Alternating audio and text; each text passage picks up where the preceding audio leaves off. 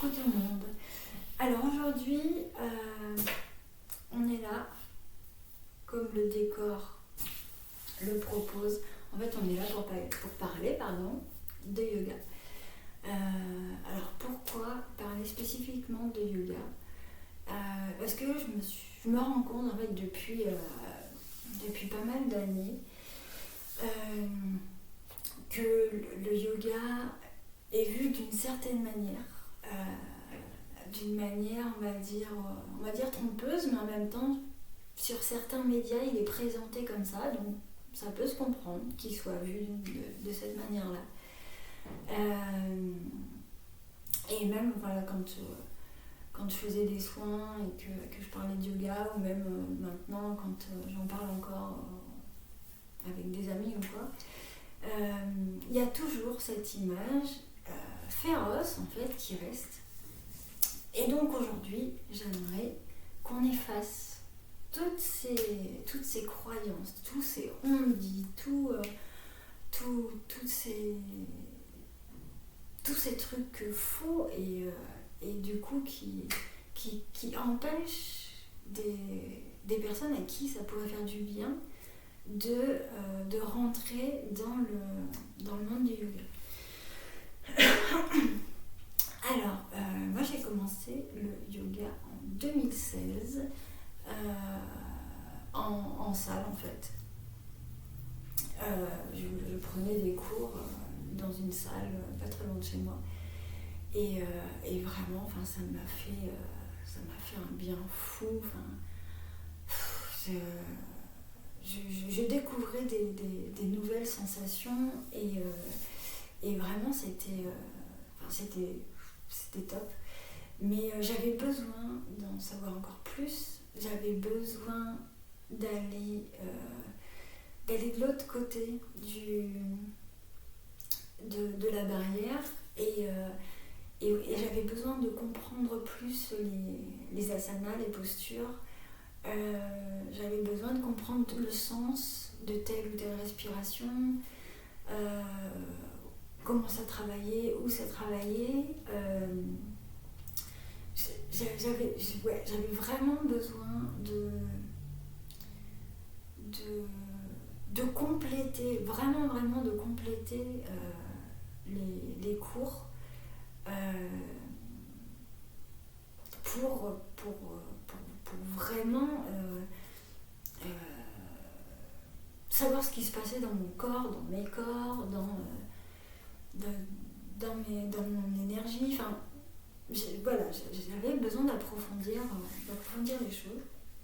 Et donc en 2018, je me suis formée au yoga. Alors, pas du tout dans l'esprit d'être prof de yoga ou quoi que ce soit, mais d'approfondir ma propre pratique et de comprendre en fait. Et donc du coup j'ai arrêté les cours en salle et j'ai fait cette formation exceptionnelle, mais vraiment qui m'a apporté toutes mes réponses, qui m'a permis de découvrir plein de choses en moi. Et il y a vraiment eu un avant et un après cette formation. Ça, c'est sûr et certain.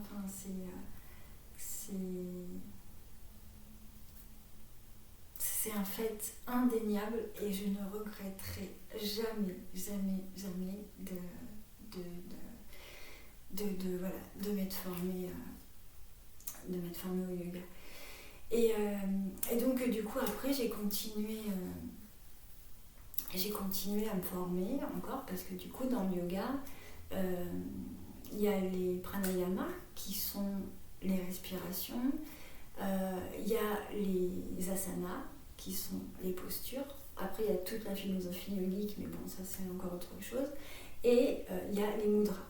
Et les mudras, c'est les fameux petits gestes des doigts qui ont un impact vraiment important sur le corps, parce que du coup ça fait travailler tout toute l'énergie qu'il y a dans notre corps d'une certaine manière, suivant comment on place les doigts, suivant combien de temps on reste dans ce yoga des doigts. Et là aussi, ça a été une super découverte, un super approfondissement parce que vraiment, ces petites pépites de doigts, c'est génial. C'est vraiment super. Souvent, quand on me dit bah, j'ai ci, j'ai ça, j'ai mal à la tête ou j'ai des petites. Sur la petite bobologie, les mudras, ça fonctionne super bien et même sur un moment de fatigue ou même des problèmes d'élimination ou ce genre de choses. Les mudras, c'est the pratique qui voilà, ça prend pas beaucoup de temps, il n'y a pas forcément besoin d'accessoires ou de quoi que ce soit, juste le fait d'être assis sur notre canapé et c'est super. Et ensuite, j'ai continué ma formation par la yoga thérapie. Alors la yoga thérapie, qu'est-ce que c'est ? C'est encore un peu plus en approfondissement du yoga, mais là par contre on va être un peu plus sur un mieux-être lié à des pathologies. Donc c'est des postures, c'est des respirations, c'est des mudras qui sont extrêmement doux, où il y a besoin de très peu d'efforts, de très peu de déplacements. Bon, après ça dépend de la pathologie évidemment. Mais là on rentre un peu plus dans le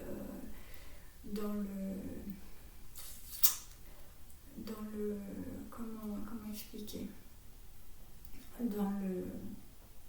alors évidemment tout ça ne remplace absolument pas un médecin, on est d'accord, mais en tout cas en plus de quelques traitements que vous ayez, ça peut vous accompagner et vous adoucir ces périodes de maladies sans forcément qu'elles soient très graves. Je ne parle pas forcément que de maladies comme le cancer ou comme autre chose, mais comme des maladies lourdes. Ça peut être la yoga-thérapie, ça peut aussi agir sur un moment d'état grippal, sur un moment plus léger on va dire, mais tout aussi contraignant on va dire dans la vie. Et donc du coup, le yoga que je pratique, moi c'est le yoga Kripalu. Alors le yoga Kripalu, c'est le yoga de la compassion, c'est le yoga de la bienveillance, c'est le yoga de on ne force rien et tout est ok. Il n'y a pas d'asana acrobatique comme on peut voir dans certains médias, que ce soit des médias papier ou Insta, Facebook, enfin voilà, tous ces médias-là. C'est un yoga, d'ailleurs Kripalu ça veut dire être compatissant. Mais du coup, c'est être compatissant envers soi-même. C'est accepter notre corps tel qu'il est au moment de la séance. Parce que en yoga, peu importe depuis combien de temps on en fait, il y a des jours où c'est ok et il y a des jours où le corps, ça sera moins ok sur exactement une même posture. Et ça en fait, c'est complètement ok. Il n'y a rien à forcer. Tout est juste. Si le corps, à un moment, il trouve que cette posture elle est trop contraignante, elle est trop raide, et bien ok, il n'y a pas de souci. Donc ce qu'il y a de bien dans le yoga, c'est que toutes les postures en fait, toutes les asanas sont adaptables. Donc pour moi le yoga peut se faire de tout petit, on va dire 3 ans, jusqu'à centenaire. On peut vraiment faire du yoga à n'importe quel âge et surtout peu importe les conditions on va dire physiques. Alors évidemment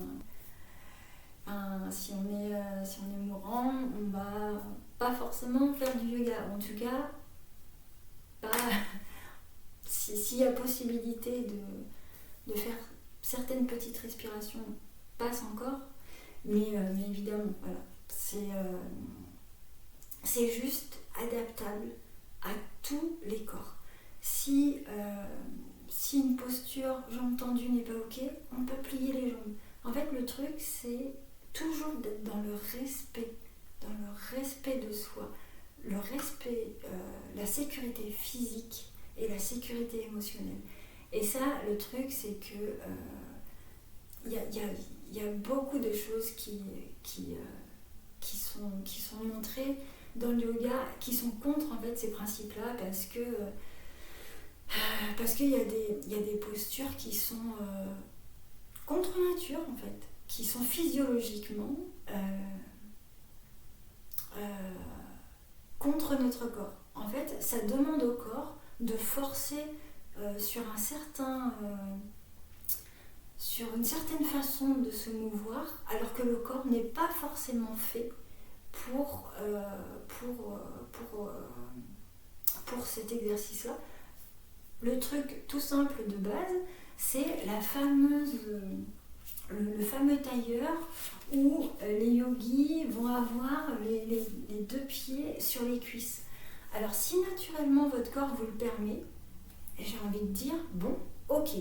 Par contre, si vous avez besoin de tirer, alors ça je vais pas le faire parce que là, mais si vous avez besoin de tirer le genou vers vous pour placer la jambe, là c'est pas ok parce que le genou il est fait pour travailler comme ça, mais absolument pas pour travailler dans ce sens-là en fait. Et ça fait partie des postures qui sont absolument contre-productives au niveau du corps, au niveau des articulations. Et il y en a d'autres, des comme ça. Donc c'est pour ça que voilà, il y a beaucoup de yoga. Il y a plusieurs sortes de yoga. Chacun va y trouver ce qu'il recherche. Il y a des yogas qui sont très actifs, avec des postures très physiques, avec une pratique aussi très intensive, c'est-à-dire que plusieurs postures vont être faites. Ça va être des enchaînements rapides, ça va être des enchaînements intenses. Après, il y a d'autres yogas où la respiration va être, c'est pareil, très intense. Les exercices de respiration vont être très profonds, très poussés. Et ça c'est pareil, alors il y a des gens, de par certaines maladies, qui ne vont pas pouvoir faire ce yoga-là, parce que du coup, la rapidité d'exécution des respirations pourrait, comment dire, je sais pas comment dire, pourrait ne pas leur faire du bien par rapport à leur pathologie. C'est pour ça que suivant, écoutez-vous en fait. Si vous avez besoin de douceur, si vous avez besoin de détente profonde, allez plus sur un yoga doux. Après, si vous êtes une personne très active, allez sur un yoga actif. Et après, voilà, sur internet, il y a énormément de propositions de différents cours de yoga, donc voilà, chacun peut y trouver son compte. Et du coup, dans le yoga de Kripalu, moi ce que j'aime particulièrement, du coup, c'est vraiment la douceur qu'on s'apporte, parce que du coup voilà, on force absolument rien. Le corps est sollicité à sa juste mesure. Le corps est sollicité comme il est aujourd'hui. Il n'y a pas... Alors, commençons par les idées reçues moelleux, j'ai envie de dire. Il n'y a pas besoin de faire 1m80 et d'être gaulé comme une allumette pour faire du yoga. Ça, c'est malheureusement, c'est ce qui... C'est comme les pubs, hein, je veux dire, pour manger du yaourt, on va vous mettre une nana comme ça aussi. C'est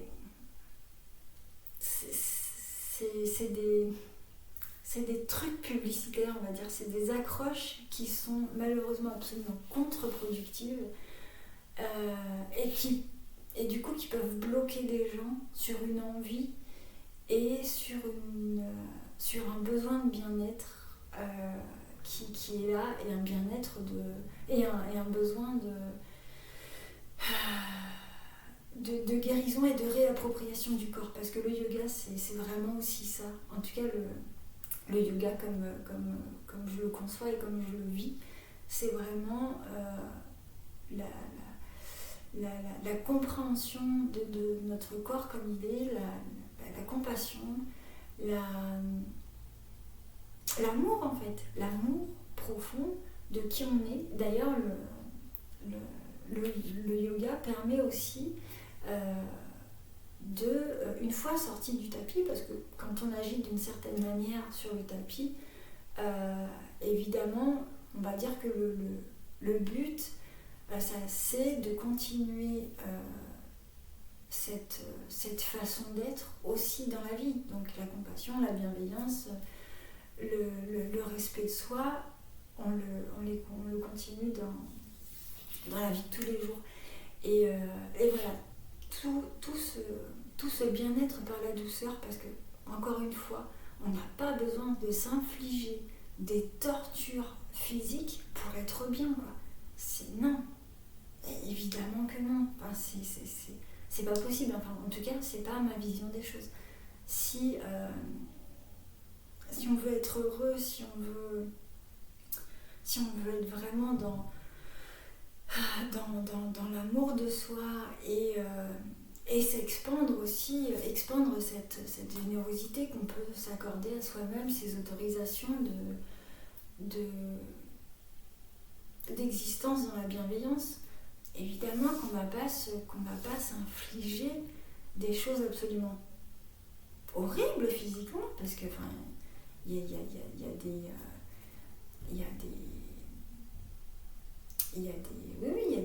des personnes qui vont pas être dans la détente, qui vont être dans le challenge. Et pour moi le yoga, c'est pas une question de challenge, de compétition ou de pression, de mon corps il doit être comme ça, je dois absolument réussir cette posture.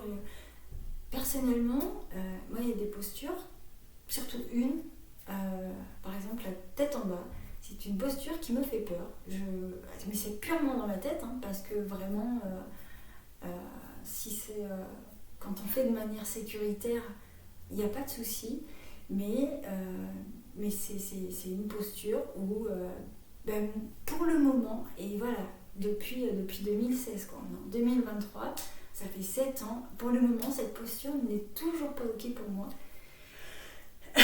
et ben voilà, peut-être que ça se fera un jour, ou peut-être que jamais, mais toujours est-il que c'est ok, et il n'y a pas de souci. Et c'est pareil, il y a d'autres postures que je ne peux pas faire, en tout cas pas de manière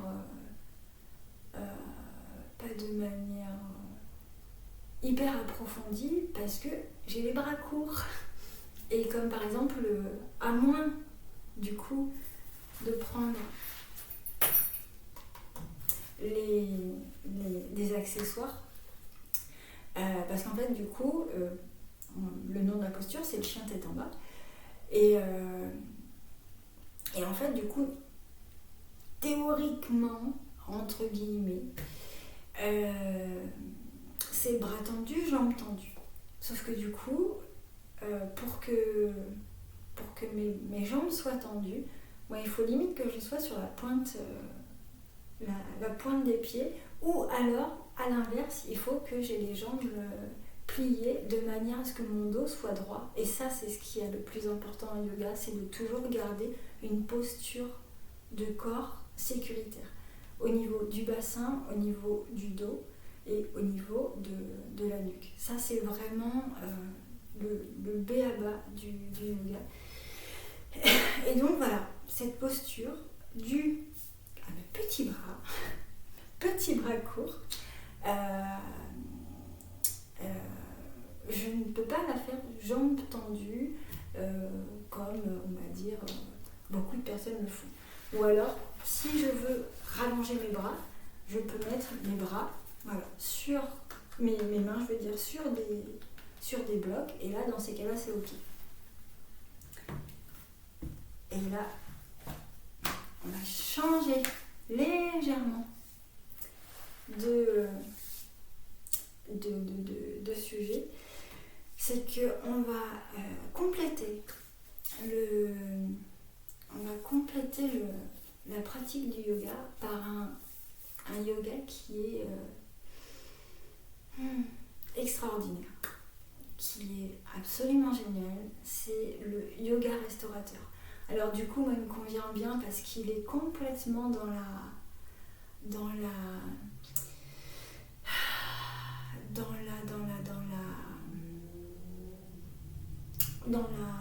la suite logique, hein, oui c'est ça.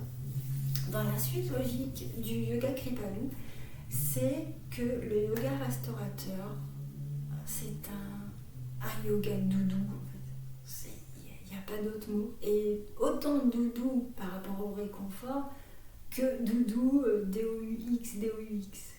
Très doux. C'est un yoga qui va aussi en yoga thérapie puisque vraiment c'est un yoga où les postures sont très douces.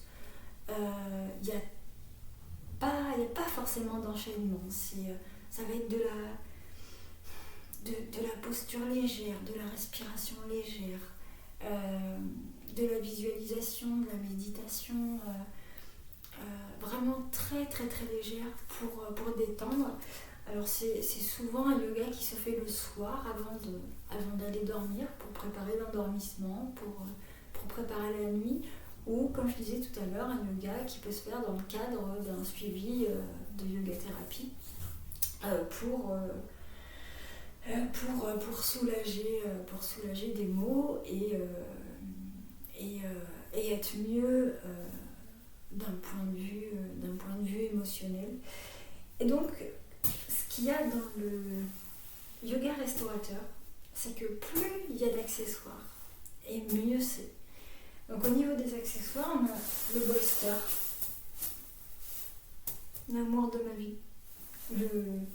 Ah non mais ça, mais vraiment, je vous conseille d'avoir ça chez vous. Alors, bolster ou traversin, bolster c'est à l'américaine, et sinon, sur des sites français, on peut trouver traversin, mais en général, c'est bolster partout. Donc c'est un coussin qui est rempli, alors moi le mien il est rempli d'épeautres, mais ça dépend des marques, ça dépend des styles, ça dépend de plein de choses. Il y en a qui vont être remplis par des billes synthétiques, il y en a qui vont être remplis par autre chose. Et ça, c'est vraiment l'accessoire, mais qui fait trop du bien. Alors comment on peut se servir d'un bolster? De plein de manières différentes. Donc on peut le mettre comme ça, devant nous. Hop, poser la tête comme ça, relâcher sur les côtés, les bras.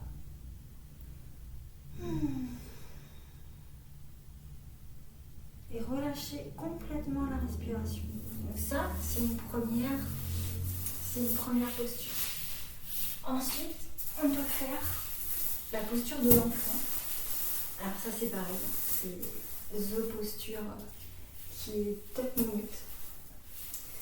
Alors, dos bien droit, et on va descendre dessus. Pareil, comme ça.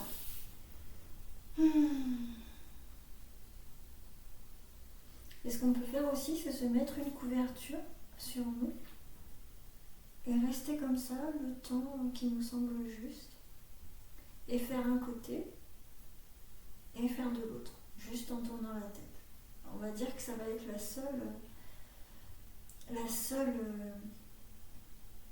seul effort en fait qui va être fait. Et si c'est trop raide pour vous, on peut mettre un bloc sous les fesses de manière à soulager les cuisses et les genoux. Et là voilà, là du coup on est sur une posture avec 2 accessoires. Et dernière possibilité. Non, 2 dernières possibilités. Ah non, même pas. Il y a plus de possibilités que ça. Mais on peut être sur une pratique avec une ouverture de cette manière-là. Qui va être, là on va être sur une ouverture du cœur. On va être sur un relâchement complet. Et the must, c'est le papillon couché. Donc là, on va mettre un bloc. On va poser le bolster comme ça. Et toujours le dos droit. On va se coucher dessus. Les jambes en papillon. Et on relâche tout. Alors souvent, c'est une posture qui est utilisée avec la sangle de manière à bien tenir au niveau des pieds et au niveau des cuisses pour éviter de glisser et d'être vraiment dans une posture de non-faire en fait, juste de profiter de l'instant. Et souvent, ce qu'on peut faire, c'est soit mettre des blocs sous les genoux pour approfondir le bien-être et juste être dans le dépôt du corps et mettre une petite couverture sur nous, un petit bandeau sur les yeux ou quelque chose, une serviette ou peu importe ce que vous avez. Et là du coup, là on est sur une posture aux petits oignons. Et ça du coup c'est le papillon couché. C'est une merveille de posture.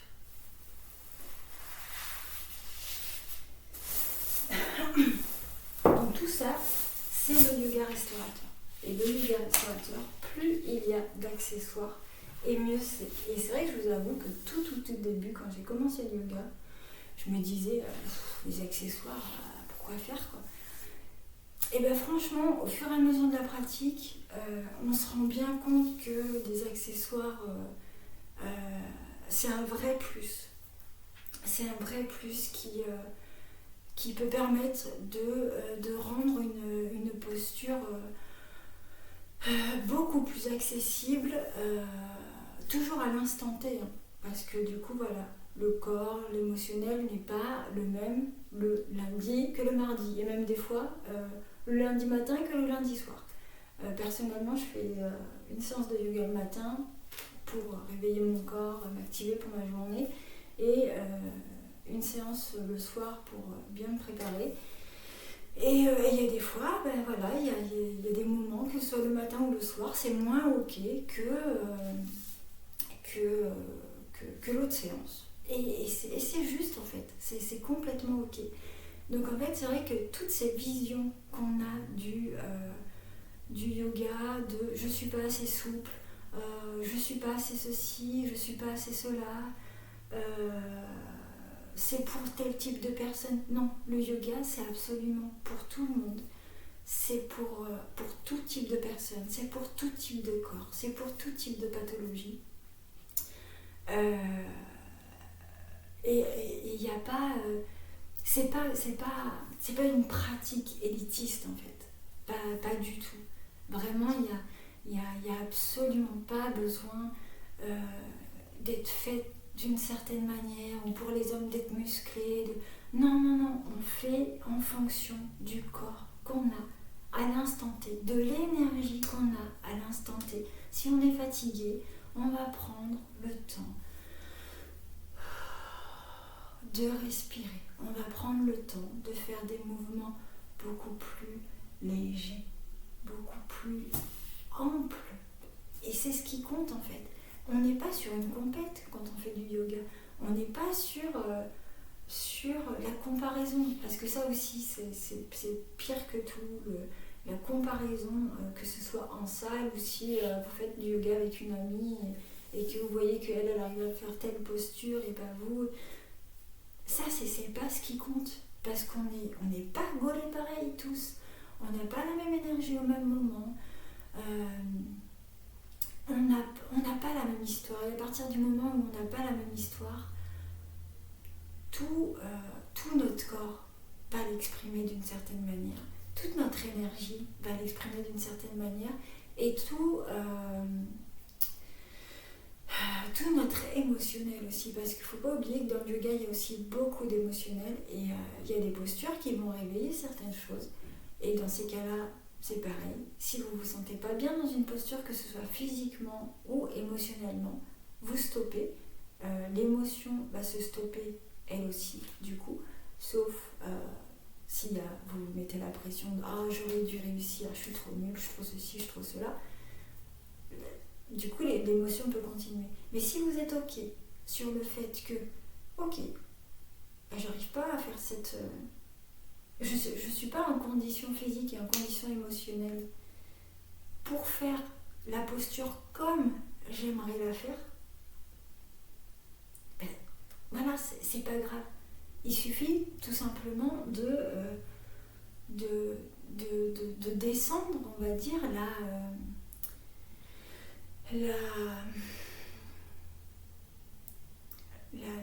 l'obligeance que vous êtes mise, parce que toutes les postures sont adaptables.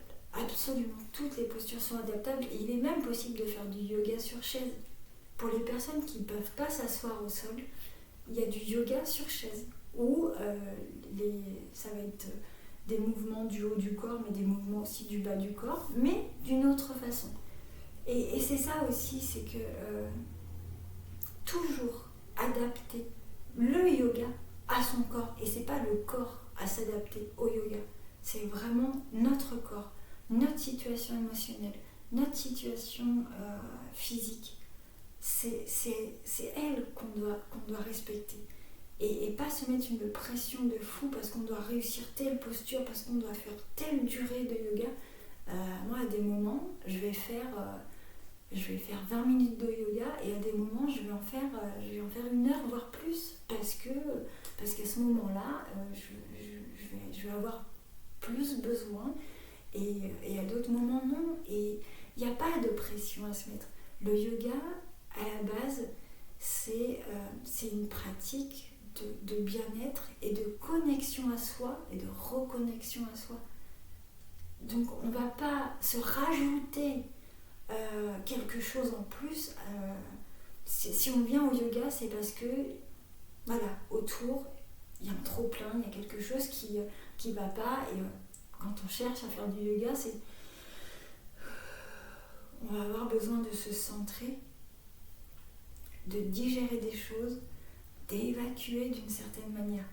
Et on ne va pas re-rentrer dans un nouveau schéma de pression, de compétition dans le yoga. Ça n'aurait pas de sens.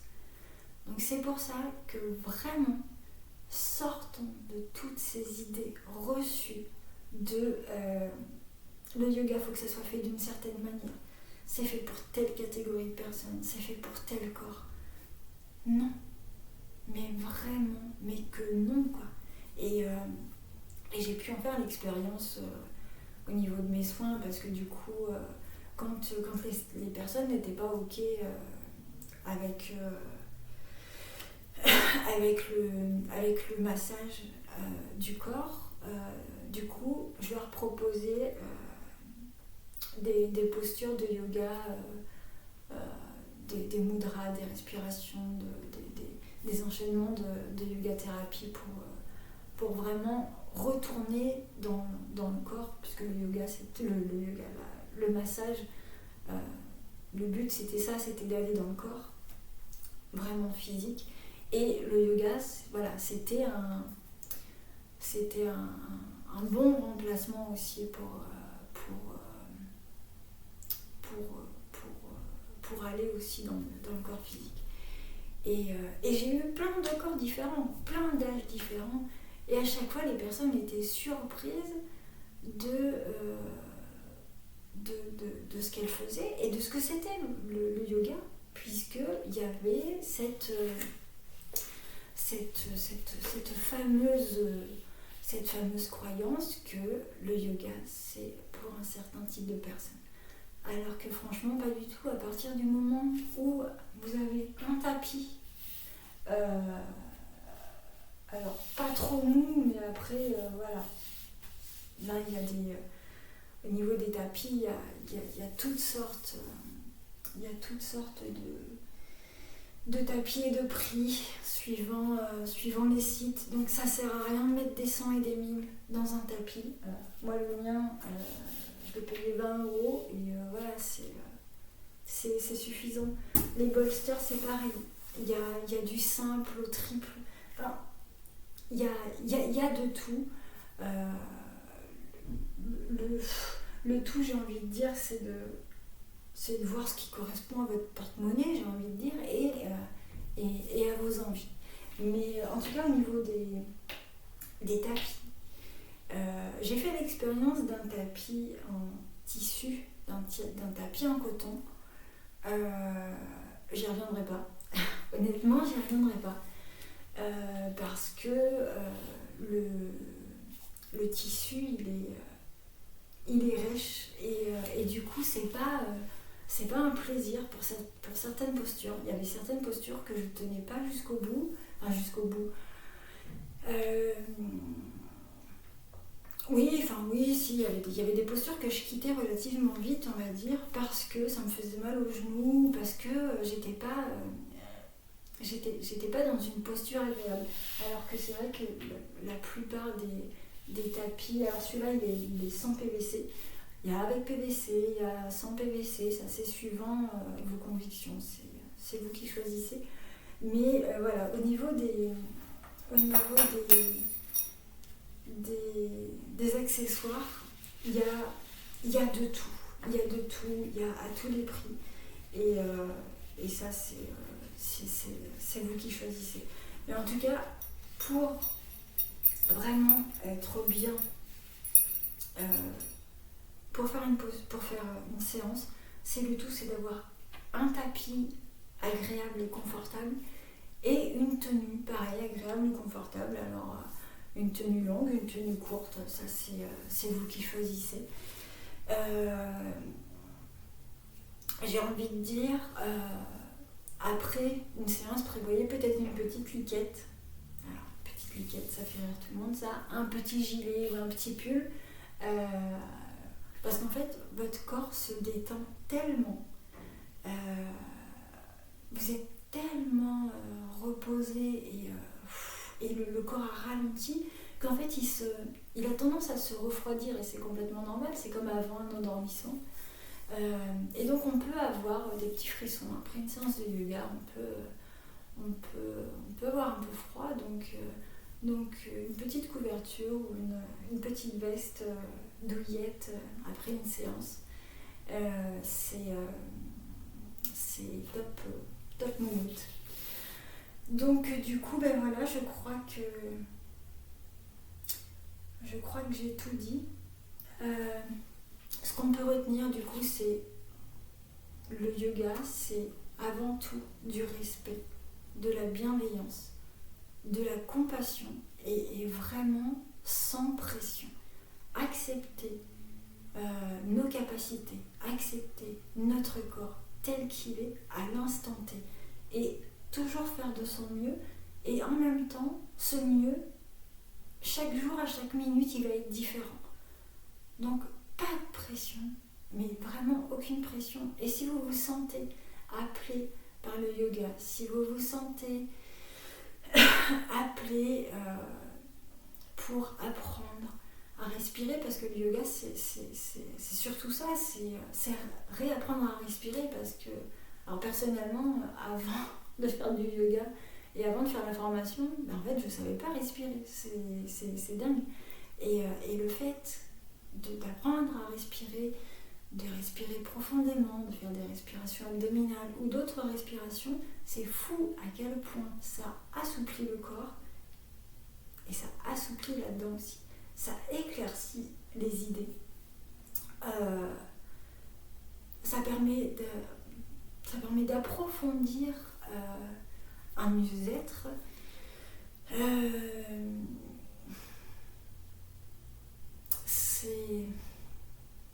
Je ne saurais pas comment vraiment tout vous décrire des bienfaits du yoga par tout ce que ça propose, parce qu'en même temps c'est propre à chacun. Et puis c'est pas toujours évident de mettre des mots sur des ressentis qui sont tellement profonds et qui sont tellement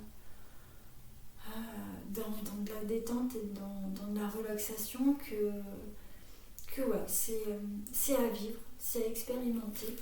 Et en tout cas voilà, vous mettez pas la pression, même si vous avez des problèmes de genoux, des problèmes de hanches, des problèmes de cheville, des problèmes de n'importe quoi, vous pourrez faire du yoga de manière adaptée, de manière douce, de manière respectueuse.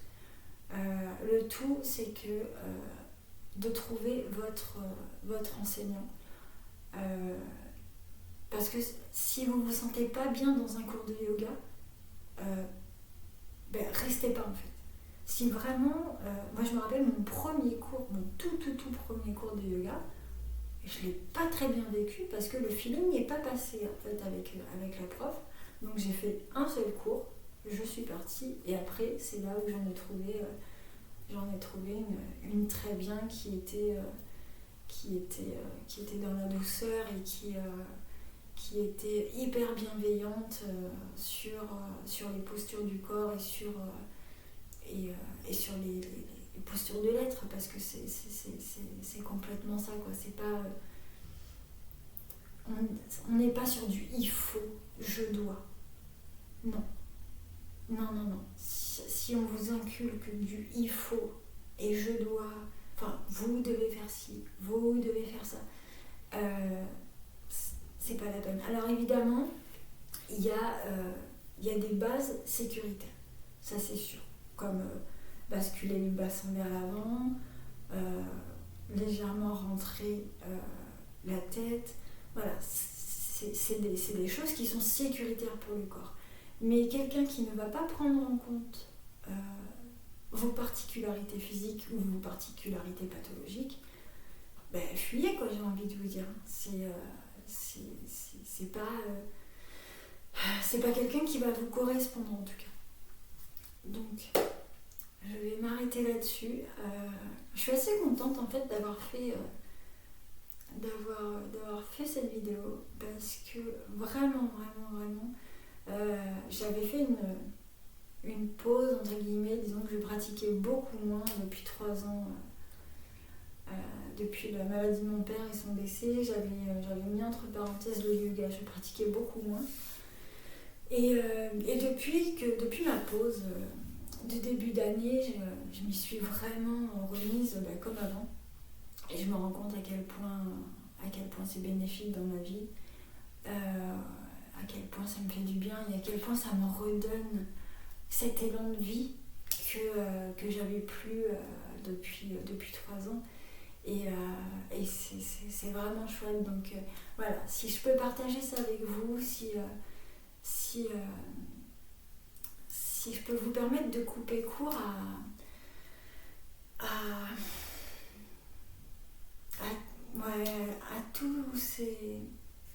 toutes ces croyances sur le yoga qui vont bloquer des personnes qui ont envie mais qui se sentent pas assez. Et s'il y a bien quelque chose que j'ai appris pendant mes formations, c'est on est assez. On est complètement assez pour faire ce qu'on doit faire au moment où on est sur le tapis.